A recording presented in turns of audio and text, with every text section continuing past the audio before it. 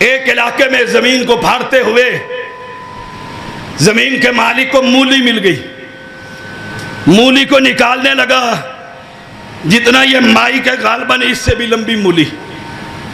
اس نے کہا مولی ہے کہ کیا شے؟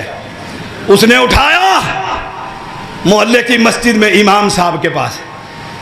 اس نے کہا جناب میری زمین سے 5 فٹ کی مولی نکلی. اس نے کہا دکھاؤ. اس نے کہا جہاں یہ مولی نکلی ہے نا نیچے بہت بڑا بزرگ دفن ہے، اس مولی کو وہیں دبا دے اور 7 اینٹیں لگا دے تاکہ پانی وہاں نہ پہنچے. ڈر گیا، بابی ہوتا تو پتہ نہیں کتنے مہینے کھاتا ہی رہتا. ہائے ہائے ہائے، ہنسنے کی بات نہیں رونے کی بات ہے. مولی غیب کی خبریں، نیچے کوئی شاید دفن.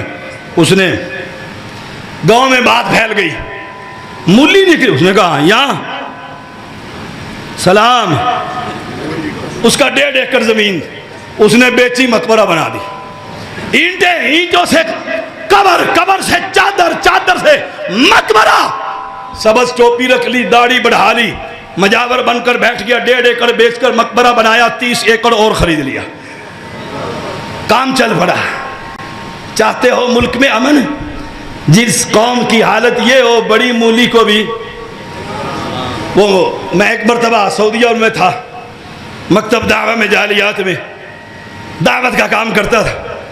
وہاں میں ایک بنگالی شیخ تھے ہمارے، انہوں نے سنایا ایک پاکستانی کہتے مجھے ملے.